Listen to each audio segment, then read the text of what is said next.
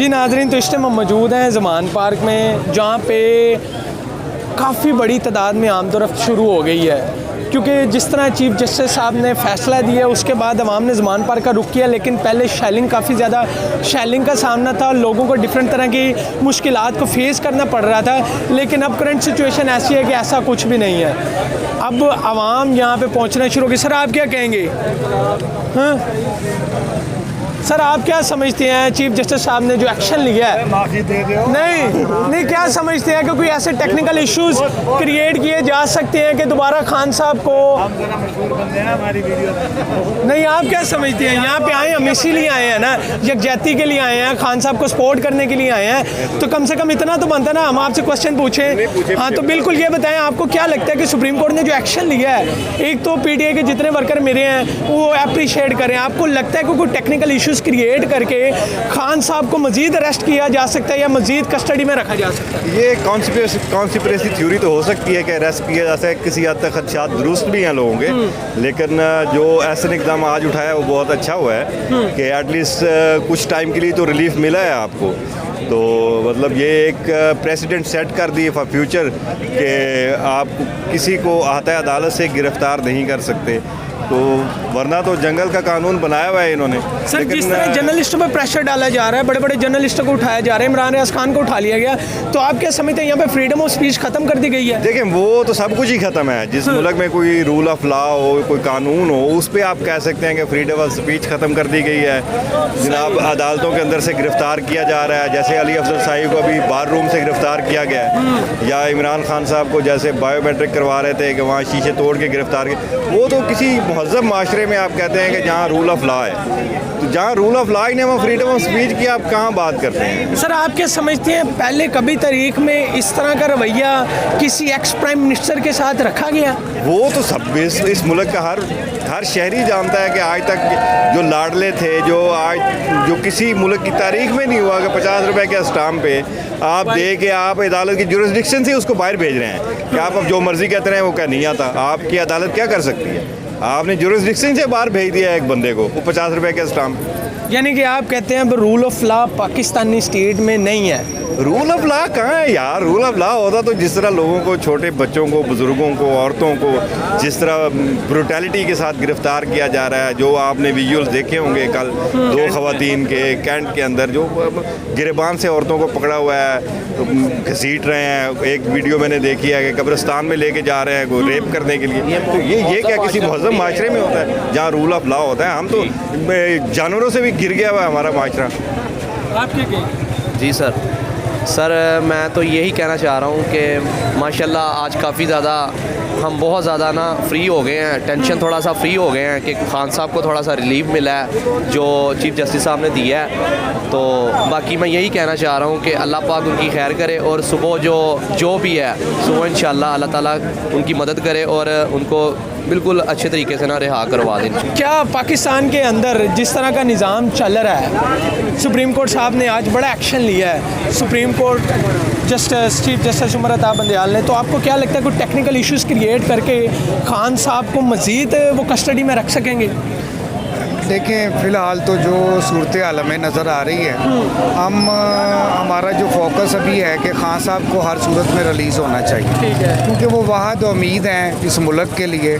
ये बच्चा हमारे साथ है अभी, ये कल भी सारे मसाइल इसने देखे हैं, फाइनेंशियल इशू सब देख रहे हैं। ये भी कह रहे हैं, मैं इनसे बात कर रहा था, अभी भी कह रहे हैं कि अभी खान साहब सिर्फ एक हमारी उम्मीद है। जैसे हमारे रोज़गार के मसाइल हैं, हमारे कारोबार के मसाइल हैं, हमारे बहन भाई जो हैं वो बाहर जाना चाहते हैं, ये मुल्क छोड़ के जाना चाहते हैं, वो इसी वजह से कि इस मुल्क में इंसाफ नाम की कोई चीज़ नहीं है। लोगों को अदालतों के ऊपर, अदारों के ऊपर, जो सबसे बड़ा अदारा हम समझते थे, जिसके साथ हमारा 17 साल से रोमांस था, इमोशनली अटैचमेंट थी, सबसे अच्छे रिश्ते भी इनको लोग दिया करते थे, मैं लेट मी फ्रैंकली स्पीक, तो वो भी इनको दिया करते थे कि जी ये कमीशन ऑफिसर हो गया। अब वो रोमांस जो है वो ख़त्म हो गया कौम का। ये दुख की बात है, ये कोई खुशी की बात नहीं। इस चीज़ का हमें दुख है कि यही एक अदारा है जो हमारी लास्ट लाइन है, और वही अदारे के ऊपर पब्लिक का, कौम का जो है वो एतमाद उठ गया है। तो मैं ये यहाँ से आपके चैनल से ये कहूँगा कि अदारों को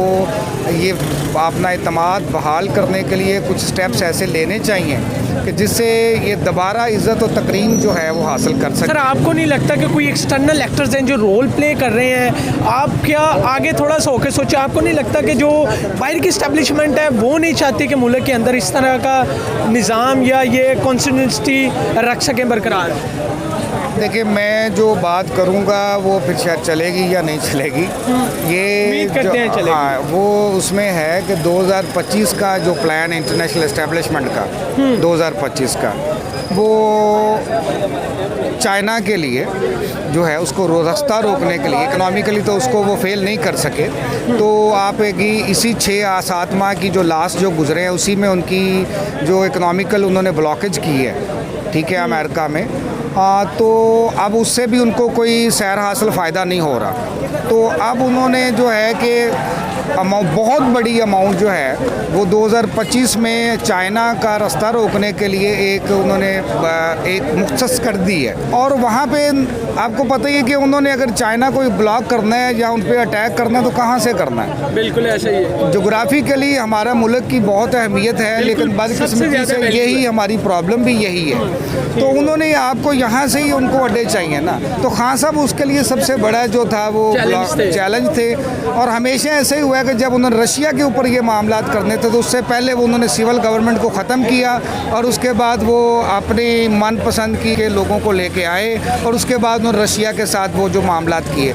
लेकिन यहाँ पे एक चीज़ मैं कहना चाहता हूँ, रशिया को हमारे कल्चर का पता नहीं था, वो एक जड कौम है, ठीक है, उनको वो इतनी बारीक बीनी वाली कौम नहीं है। चाइना जो है वो हमारी गलियों में घुसा हुआ है, उसको वो हमारे कल्चर को समझता है, हम तस्बीहां उसकी यूज़ करते हैं, हम टोपियां उसकी इस्तेमाल करते हैं। अगर आप चाइना को यहाँ से एंगेज करेंगे तो चाइना हमारे साथ कोई रायत नहीं करेगा। फिर वो तो जाहिर है वो हर मुल्क का अपना फिर स्वाबदीद हक है कि वो जहाँ से उस पर अटैक होगा वो उस पर करेगा। तो हमारे मुल्क को नाकाबिले तलाफ़ी नुकसान जो है जानों की सूरत में फाइनेंशियली होगा, जिसके लिए खान साहब जो थे, ये तो मैंने आपको डेप्थ ऑफ द स्ट्रेटजी जो है उसका एक पॉइंट आपको बताया है। हो सकता है ये गलत हो, लेकिन मैंने आपको बता दिया कि ये जो है। शुक्रिया सर। आप क्या समझते हैं, क्या जिस तरह सुप्रीम कोर्ट ने आज फैसला किया है, क्या कोई अब इस तरह की सिचुएशन या टेक्निकल इश्यूज क्रिएट करके खान साहब को ज़्यादा कस्टडी में रख सकते हैं टाइम के लिए?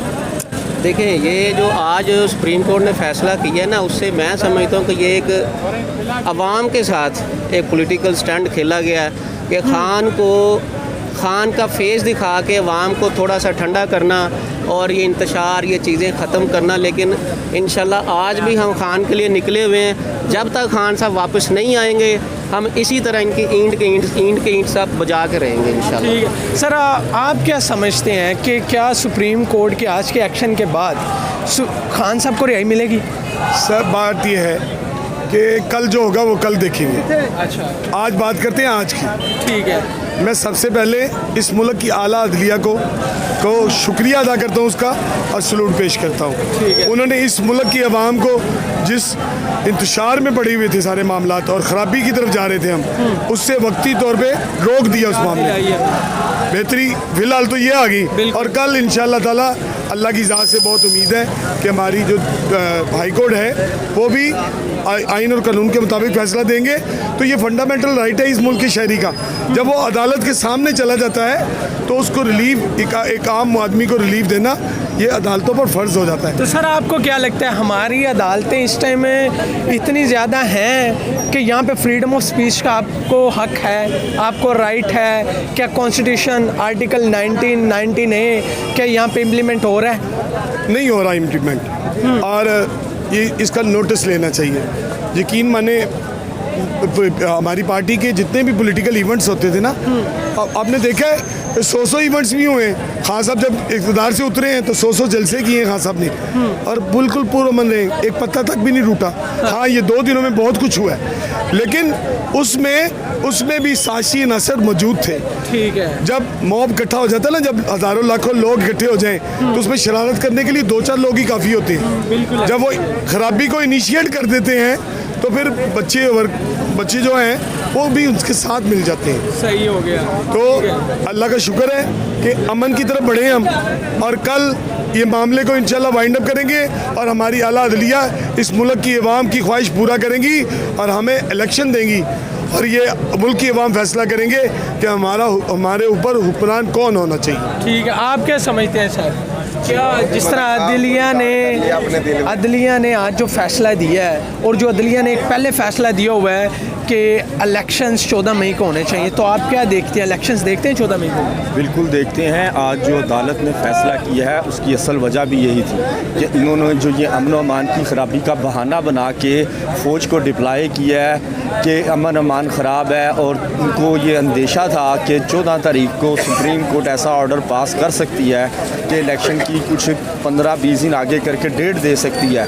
तो हम ये बहाना बनाएं कि मुल्क के हालात ख़राब हैं और सिक्योरिटी का रिस्क है, इस वजह से इलेक्शन नहीं हो सकते। तो अदलिया ने भी बड़ी ही अक्लमंदी दानिशमंदी से सारे मामलात को संभालते हुए इनके सारे प्लान को ख़त्म किया। ठीक हो गया जी। नाज़रीन, तो जैसे कि आपने अवाम का पॉइंट ऑफ व्यू चेक किया है कि अवाम का यही कहना है कि जो सुप्रीम कोर्ट ऑफ पाकिस्तान और ख़ास तौर पे जो अदलिया है, जो उसने अपना रोल प्ले किया है, ख़ास तौर पे आज वो काबिले उसे कह सकते हैं कि हम आउटस्टैंडिंग परफॉर्मेंस थी अदलिया की, और लोग आज काफ़ी पुरजोश थे अदलिया के इस एक्ट के बाद कि जिस तरह के पाकिस्तान डेमोक्रेटिक मूवमेंट फाशिस्ट हथकंडे यूज़ कर रही है, पूरी तरह से उसे निगलेक्ट करती है। आप क्या कहेंगे सर? क्या सुप्रीम कोर्ट ने जो आज का एक्शन लिया है, क्या कहेंगे उस बारे में? उसके बारे में मैं इतना ये कहूँगा कि सुप्रीम कोर्ट का हम शुक्रिया अदा करते हैं कि उसने हक और सच की बात की है, और इंशाल्लाह चीफ जस्टिस को हम यही बात बार बार कहेंगे